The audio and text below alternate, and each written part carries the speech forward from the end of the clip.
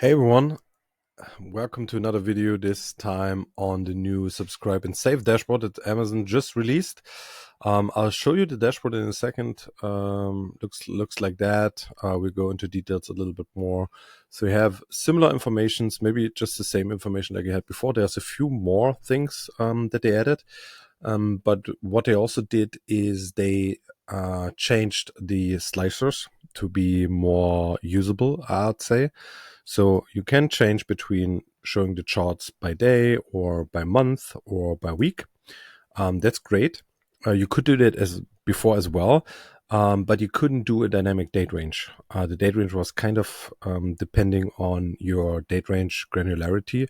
So if you have chosen weeks, I think you could only see 6 weeks or 12 or something like that. And with months, I think it was always like 12 or whatever. So on days, you would see the last 2 weeks, and then on months you could see like up to 12 months, and that was the longest period. And here we can select a dynamic date range, which is great. As you can see, this is multiple years here, and we can have then the data plotted on this granularity, which I like a lot. Also the option to kind of search for ASINs instead of just having a drop down where you would select, and I think you can also select multiple in this, which wasn't the case before. So you would need to check individually all the things. Another thing, they moved the request to transfer subscription over here. So if you have an ASIN that has a SKU that has subscriptions active, and you're changing that SKU for whatever reason, new supplier, whatever, and you have a new SKU, and yeah, click on, maybe not here, so this is just the information, you do it on the manage product things, but you click on the product, you request to transfer subscriptions, you choose the new SKU, and you submit. So this is kind of making it a little less frictionful for the sellers. Other new things that are interesting, you can export to CSV directly, which I like. You can watch the summary here so this is like data plotted in a visualization. That's great for visualizations, but if you want to see the data and read the data, then this is probably a little harder, but it's easier if you do it like that.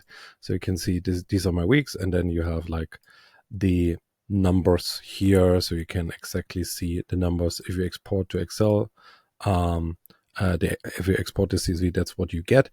And another nice little feature is you can add a forecast to the plot. I think there is like a bug. It says like it's better suited forecasting per month rather than per day. But if I click on month, it's giving me that message. If I go on day, it's kind of showing me the forecast. So I'm not sure if this is a bug or if this is whatever, but you can go in and you can say, okay, give me for the next 90 days a forecast on sales or on subscriptions or on whatever you want. You can change the prediction interval, you can change seasonality, add minimums and maximums, and then you can say apply. And what it usually should do is like applying you the forecast and then showing you. But something is here not working at the moment. But you can see it from the orange things. He did like the 12 days that were in here before, so it would show, okay, this is the forecasted value, upper bound, lower bound for sales for the next 12 days. All right. Now I'm not able to get it removed for whatever reason. But let's go further. Subscription count, same like before. Sales by deliveries, this is new. So you can see how many people actually canceled their subscription after one delivery. That has been 13% in our case here. Active subscription with only one delivery is 24%. And then subscription with 2 and more deliveries, that's 63%.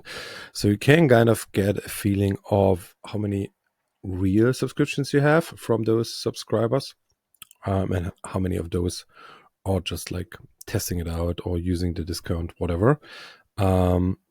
Then it gives you kind of retention data, 30 days, 90 days, over 90 days, it's only 80%, which obviously aligns with these 2+ deliveries or these other numbers you have over here. Units per week, similar to sales and subscription count. And then some, average sales, average reorders per subscribers versus non-subscribers. So it tells us the story, hey, activate subscribe and save because you're getting more reorders, you're getting more sales on average. Then a sales penetration by seller funding, 5% or 10%. You can see that we have a much higher sales penetration of 16% with the $10 funding coupon and versus the $5.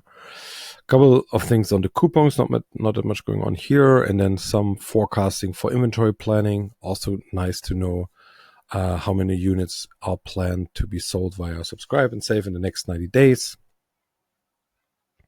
And a few more lost sales due to out of stock, but that's also kind of what we had before. So many of these kind of charts have been in the dashboard before, but some are new, like these things here, the deliveries and the subscriber retention and kind of sales penetration by seller funding. This I think is also new, and new is as well like the summary data, the export function, which I think is great. Because before that, I used to do manual export, meaning I copied and pasted some of the data, and now it's kind of easy to export as a CSV, and then you can kind of create your own tracking sheets on subscriptions, combine it with your other data from business reports, because this is all just subscriptions. It's kind of not connected to the other world.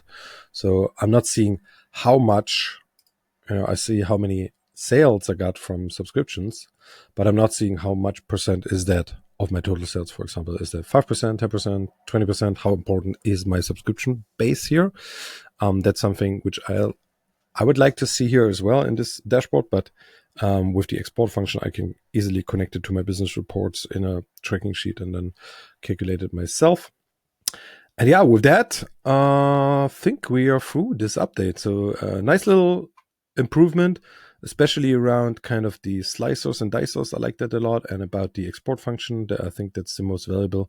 I don't know if like the forecast thing here is like super helpful. But yeah, give it a try if you're having subscriptions, and you can find it in the settings, or like this settings thing here, and then you go onto fulfillment by Amazon, you scroll all the way down to subscribe and save and go and edit, and then you'll find it over there. And with that, have a wonderful day and see you in the next video. Bye bye.